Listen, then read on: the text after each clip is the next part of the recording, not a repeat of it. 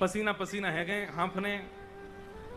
गुसाई जी बोले जय जय, कहा भयो, इतने परेशान क्या क्यों लग रहे हो? बोले मुँह बहुत बड़ो सपनों आयो, और सपने में मैंने यूँ देखी मधुमंगल सीतामा मेरो श्रृंगार करके मंदिर में बैठ गए। अरे ना जय जय, ऐसी कोई बात ना है, सपनों आयो, कोई बात ना, आरती करें। तो श्रीनाथ जी को जो वाम अंग है ना, वो श्री जी हैं। जब हम कपाट बंद कर दें, हम ठाकुर जी के आगे पर्दा कर दें, ये पर्दा बहुत जरूरी है। ठाकुर जी नहीं तो संकोच के कारण लीला ना करें, या हमारे कभी कभी ये घरन में कछु हो नहीं हो, ठाकुर जी के सामने पर्दा जरूर होना चाहिए, उनको एकांतिक भाव रहना चाहिए। तो जैसे ही गुसाई जी आरती करके बाहर गए, कपाट बंद गए, शामा शाम दोनों बिलग गए। किशोरी जी बोली मैं सबरी सच्चाई बताऊंगी गुसाई जी को। बोले कहा बताओगी? बोले सब झूठ बोलो तुम सपने अपने के कि मधुमंगल श्री रामा, मुझे पता तुम कहीं खिड़की तने करके जाओ कोई के पास, और मुझे सब पता, मैं गुसाई जी को बताऊंगी। ठाकुर जी चरण, श्री जी मान जाओ, मत बताइयो, तुम जो कहोगी सो करूंगा, मत बताइयो। किशोरी जी बोली एक शर्त है। बोले तुम जो कहोगी सो करूंगा, तुम बताओ कहाँ करना है? श्री जी बोली कल ते मैं चलूंगी संग में तुम जहां जाओ मां मुंह को लेके चलो। ठाकुर जी बोले जे ना है सके। बोले चो ना है सके? बोले आप बड़ी बड़ी करुणामयी हैं, बड़ी दयालु हैं, मैं तो जाऊं बा बेचारे लोग भक्तन ते मिल मिला के आ जाऊं, उनके बेचारे इनके दीन दुखन को देख करके सब कुछ दे दोगी उन्हें, या हमारे मैं आपको अकेले छोड़ के जाऊं यहीं पर, आप मत चलियो। श्री जी बोली तो ठीक है, मैं गुसाई जी को बता रही हूँ। ठाकुर जी बोले ना ले जाऊं तो ये गुसाई जी को बता देंगे, और गुसाई जी को पता चल गई तो गुसाई जी मेरो आनो जानो रुकवा देंगे। ठाकुर कभी कभी देखो ठाकुर जी कलयुग में हमारे और अर्चकों के कितने अधीन रहते हैं। वो सर्व समर्थ होते हुए भी, सर्व स्वतंत्र होते हुए भी मंदिर में बैठे रहेंगे, जहां बैठा दोगे वहीं बैठे रहेंगे, जैसे रखोगे वैसे रहेंगे, जो खवाए दोगे सो खाएंगे। अर्चक के कितने अधीन रहते हैं ठाकुर जी। बोले बताए अगर नहीं ले जाऊंगा तो ये गुसाई जी को बता देंगी, और ले जाऊंगा तो ये सूरदास के दीन दुखन को देख करके बाबा कृपा कर आमेंगे।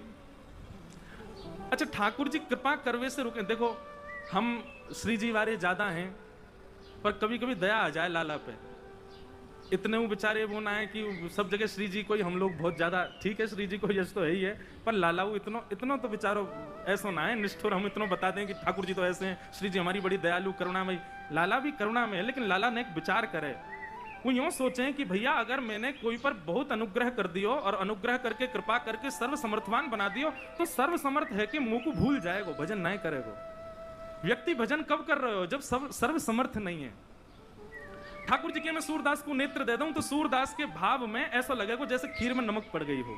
अभी या कुछ दिखूं ना हूं तो या हमारी इतनी सुंदर भाव गावे, चलते दिखवे लग गए हो तो फिर भाव ने कम हो जाएंगे। ये बात निश्चित है। जिसको बहुत व्यवस्थाएं मिली हैं, जो जैसे ही सोचे तुरंत वृंदावन पहुंच जाता है, जब चाहे बरसाने पहुंच जाता है, जब चाहे गिरिराज जी आ जाता है, बुरा नहीं मानिएगा, वो व्यक्ति धीरे धीरे वैल्यू भी कम कर देता है। लेकिन जो तड़पता है, जो व्याकुल होता है, जिसके हृदय में बेचैनी होती है, चाह करके भी नहीं जा पाता, मूल्य भी वही समझता है। इसलिए ठाकुर जी अनुग्रह कम करते हैं, लेकिन ऐसा ना है ठाकुर जी हमारे निष्ठुर हैं। बेचारे उन्हें विचार करें कि या के अंदर प्रेम भक्ति और बढ़े, या हमारे अनुग्रह ना करें। श्री जी बोली या तो मुंह को लेके चलो, नहीं तो मैं बताऊं गुसाई जी को। ठाकुर जी बोले आपकी एक शर्त मैं मानूंगा, वो एक शर्त आप मेरी मानो। बोले कहा? बोले मौन जाओगी, मौन आओगी, कछु नहीं कहोगी ना करोगी वहां पे।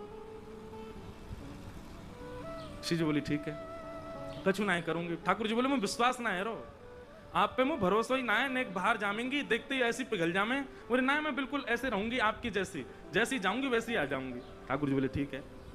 दूसरे दिन ठाकुर जी श्री जी को लेकर के गए। कैसी कृपा सूरदास। सूरदास की कुटिया में चुपचाप चोरन की भांति ठाकुर जी घुस गए और श्री जी घुस गए, और दोनों एक कोने में बैठे हैं थोड़ी पे हाथ धर के, और ठाकुर जी हाथ पांव जोड़ रहे हैं। वो रोइयो मत, भावुक मत होइयो, जे कछु गावे होगा तुम नेक में ही ऐसी है जाओगी, चुप रहो ना, मैं बैठ रही सुन रही हूँ बस। सूरदास जी ने गानों प्रारंभ किए, और जैसे ही गानों प्रारंभ कियो, आहा श्री जी के तो भाव नेत्र सजल है गए। ठाकुर जी तो कह रही हैं जाकू नेत्र दे दो। ठाकुर जी बोले मैंने मना करी ना, ये सब ना होगो, ये सब ना करना है। अच्छा ठीक है, कोई बात ना, गान दो। श्री जी समझ गए जे तो कृपा करेंगे ना, मोये कछु करना पड़ेगा। सूरदास जी अपने भाव गा करके और तुरंत अपनी लठिया दौड़ करके उठ करके खड़े हो गए और अपनी कुटिया से बाहर जाने लगे। ठाकुर जी बोले चलो श्री जी अब समय है गयो, हम भी मंदिर चलें, गुसाई जी अभी कपाट खोल देंगे, आरती होएगी, व्यवस्थित रहना पड़ेगा। श्री जी बोली अभी तो समय है। ये सूरदास बेचारो अकेलो जा रहा है आगे आगे, या कि पीछे पीछे चल के देखो तो सही जाएगा कहाँ। ठाकुर जी बोले मैं तुम तो पहले ही मना कर रहा हो, ये सब मत करियो। श्री जी बोली अब नेक देर की बात हो रही है, चल दो या के संग। सूरदास जी आगे आगे चल रहे हैं, पीछे श्यामा श्याम दोनों निहारते हुए चल रहे हैं। तभी एक बहुत गहरो गड्ढो आया सामने। सूरदास जी जब गड्ढा की तरफ जाने लगे, जैसे ही जान लगे श्री जी बोली अरे अरे ये देखो गड्ढा में गिर जाएगा, अरे याकू जल्दी जाके रोको। ठाकुर जी कह रहे नहीं श्री जी बिल्कुल नहीं, वाकू गिरन दो, अपने आप संभलेगा, तुम बिल्कुल मत जाओ। अरे तुम कैसे हो बेचारो, गिरवे वारो वाकू लग जाएगी वाके। दोनों में ऐसी बात चल रही, इतने में सूरदास जी गिर गए गड्ढा में। ठाकुर जी बोले जल्दी चलो मंदिर खुलवे को समय है। श्री जी बोली पहले याकू बाहर निकालो, ये जब बाहर आ जाएगा तब जाऊंगी। ठाकुर जी बोले देखो मान जाओ। बोले ठीक है तुम अकेले चले जाओ, मैं तो ना जा रही, मैं तो याकू निकाल के जाऊंगी। अब श्री जी के बिना ठाकुर जी कैसे जाएं? ठाकुर जी बोले मैं तो पहले ही मना कर रहा हूं, मत चलो, मानो ना हो, मैं तो जानू ना आपकी बातन ने, ऐसी कृपा कर दें कोई पे भी। बोले कोई पे भी? सूरदास बोले मैं जानू, पर यहाँ पे अभी कृपा ना करनी, कछु दिना और याकू ऐसे ही रहने दो। श्री जी बोली ना मुंह पे ना देखो जा रहा हो, अब ऐसा हो जाएगा या पे बिना कृपा किए गए तो श्रीनाथ जी के आधे नेत्रन में आंसू ही रहेंगे, श्री जी रुदन करती रहेंगे। बोले मैं सुख से विराजनो चाहूं, वाकई लिया पहले आप कृपा करके चलो। श्री जी ने अपनी चुनरी दी और ठाकुर जी ने अपनी कारी कमरी वहां में बांध दी, और ऊपर से ठाकुर जी वह गड्ढा में चिल्ला के कह रहे बाबा बाबा शब्द सुनते ही सूरदास जी के तो रोंगटे खड़े है गए। बोले जे कौन बोल रहा है? अरे कौन है भैया? अरे बाबा मैं हूं, यहीं पास के गांव का हूं, गोपाल। बोले अच्छा भैया कहा कह रहे हो? बोले आप गिर गए हो, मैं आपकी मदद कर दूं, बाहर आ जाओ। सूरदास जी बोले कैसे आऊंगा बाहर भैया, मैं तो बहुत गहरो गिर गए हो। ठाकुर जी बोले मैंने अपना पटका डाल दियो बाबा, बाकू पकड़ लियो, पकड़ के ऊपर आ जाओ। सूरदास जी ढूंढने लगे, तभी हाथ में पटका आयो। सूरदास जी ने जैसे ही वो पटका पकड़ो, कारी कमरी पकड़ी और ऊपर चढ़ने लगे, तो नासिका के पास जाते वह कारी कमरी में थे ठाकुर जी के श्री अंग की सुगंध, जो आज सवेरे सवेरे श्रृंगार के दर्शन में श्रीनाथ जी में जो इत्र प्राप्त भयो, वह की सुगंधी और कारी कमरी की सुगंधी एक सी है। सूरदास जी बोले जे सुगंधी तो सुबह सुबह गुसाई जी ने दही मोहे श्रृंगार के बाद, ये पटका में तो कैसे आ रही है? सूरदास जी के मन में संशय नहीं आया कि कोई और होगा, तुरंत विश्वास प्रकट हो गया श्याम सुंदर ही है। और मानो कमर कसले ही हो, बोले आज सूरदास छोड़ना ना है इनको, बड़ी मुश्किल से आए आज तो पकड़ना है। ऊपर आने लगे सूरदास, यहाँ ठाकुर जी श्री जी की चुनरी ते कारी कमरी बंदी भई है, और ठाकुर जी श्री जी की चुनरी पकड़ के खड़े हैं, और ठाकुर जी की कमर पकड़ के श्री जी खींच रही हैं पीछे, और सूरदास बाहर आ रहे हैं। कैसी छवि, कोई चित्रकार हो तो बना लियो भैया। सूरदास ऊपर चढ़ रहा है, कारी कमरी पकड़ रखी है और गुलाबी चुनरी ठाकुर जी ने पकड़ रखी है, खींच रहे हैं, और ठाकुर जी को श्री जी खींच रही हैं। कैसी कृपा सूरदास की। सूरदास जी जैसे जैसे बाहर आ रहे हैं, नेत्रन में आंसू आ रहे हैं, लेकिन पी रहे हैं। बोले आज भावुक ना होनो, आज तो चतुराई दिखानी है।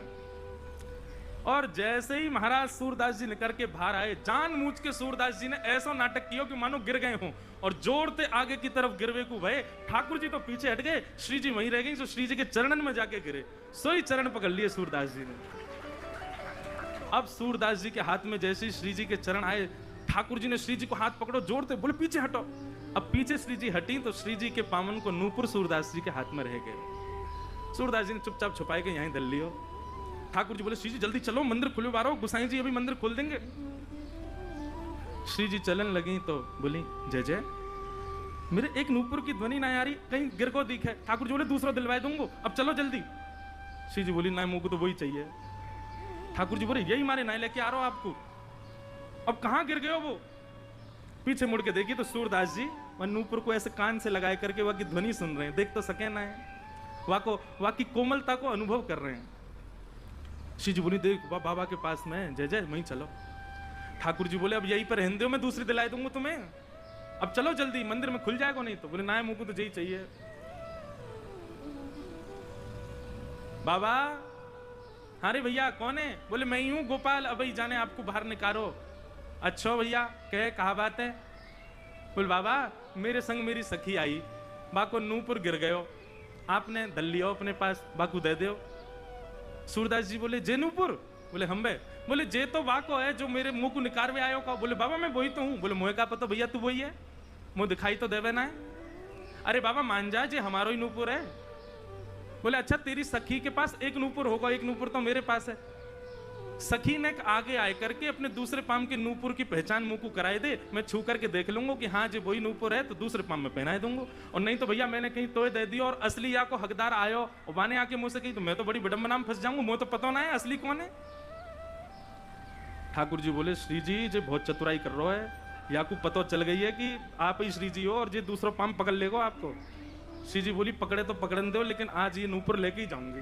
वो नूपुर के प्रति आसक्ति थोड़ी हमारी श्यामा जू की, उनकी तो जब से दृष्टि में आ गए सूरदास जी तब से बस यही चिंता है श्री जी को कि आप कृपा कैसे करूं मैं। श्री जी आगे बढ़ने लगी, ठाकुर जी पाम पूछे, तुम्हारे पाम पूछे या के पास मत जाओ पकड़ लेगो।